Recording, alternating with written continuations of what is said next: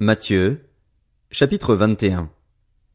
Lorsqu'ils approchèrent de Jérusalem et qu'ils furent arrivés à Bethphagée, vers le mont des Oliviers, Jésus envoya 2 disciples en leur disant, « Allez au village qui est devant vous, vous y trouverez tout de suite une ânesse attachée et un ânon avec elle. Détachez-les et amenez-les-moi. Si quelqu'un vous dit quelque chose, vous répondrez, « Le Seigneur en a besoin. » Et à l'instant il les laissera aller. Or, tout ceci arriva afin que s'accomplisse ce que le prophète avait annoncé. Dites à la fille de Sion, voici ton roi qui vient à toi, plein de douceur et monté sur un âne, sur un ânon, le petit d'une ânesse. Les disciples allèrent faire ce que Jésus leur avait ordonné. Ils amenèrent l'ânesse et l'ânon, mirent leurs vêtements sur eux, et Jésus s'assit dessus. Une grande foule de gens étendirent leurs vêtements sur le chemin. D'autres coupèrent des branches aux arbres et en jonchèrent la route. Ceux qui précédaient et ceux qui suivaient Jésus criaient, « Hosanna, ô fils de David! Béni soit celui qui vient au nom du Seigneur! Hosanna dans les lieux très hauts! » Lorsqu'il entra dans Jérusalem, toute la ville fut troublée. On disait, « Qui est cet homme? » La foule répondait, « C'est Jésus, le prophète de Nazareth en Galilée. » Jésus entra dans le temple de Dieu. Il chassa tous ceux qui vendaient et qui achetaient dans le temple, et il renversa les tables des changeurs de monnaie et les sièges des vendeurs de pigeons. Il leur dit, « Il est écrit, mon temple sera appelé une maison de prière, mais vous en avez fait une caverne de voleurs. » Des aveugles et des boiteux s'approchèrent de lui dans le temple, et il les guérit. Mais les chefs des prêtres et les spécialistes de la loi furent indignés à la vue des choses merveilleuses qu'il avait faites et des enfants qui criaient dans le temple, « Hosanna, ô fils de David !» Ils lui dirent, « Entends-tu ce qu'ils disent ?» « Oui, leur répondit Jésus. « N'avez-vous jamais lu ces paroles ?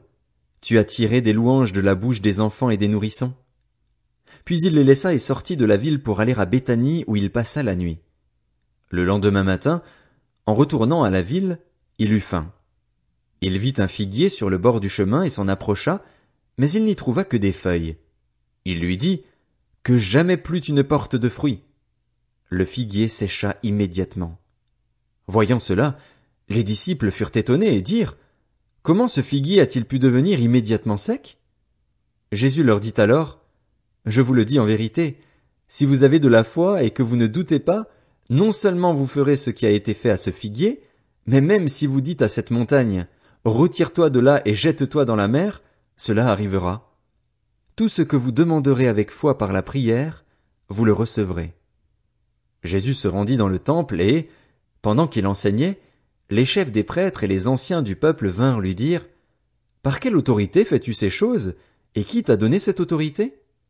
Jésus leur répondit, « Je vous poserai moi aussi une question et, si vous m'y répondez, je vous dirai par quelle autorité je fais ces choses. Le baptême de Jean, d'où venait-il? Du ciel ou des hommes? » Mais ils raisonnèrent ainsi entre eux. Si nous répondons, « Du ciel », il nous dira, « Pourquoi donc n'avez-vous pas cru en lui ?» Et si nous répondons, « Des hommes », nous avons à redouter les réactions de la foule, car tous considèrent Jean comme un prophète. Alors ils répondirent à Jésus, « Nous ne savons pas. » Il leur dit à son tour, « Moi non plus, je ne vous dirai pas par quelle autorité je fais ces choses. » Qu'en pensez-vous? Un homme avait 2 fils. Il s'adressa au premier et lui dit, « Mon enfant, va travailler aujourd'hui dans ma vigne. » Il répondit, « Je ne veux pas. » Mais, plus tard, il montra du regret et y alla. Le père s'adressa à l'autre et lui dit la même chose. Ce fils répondit, « Je veux bien, Seigneur. » Mais il n'y alla pas. Lequel des 2 a fait la volonté du père?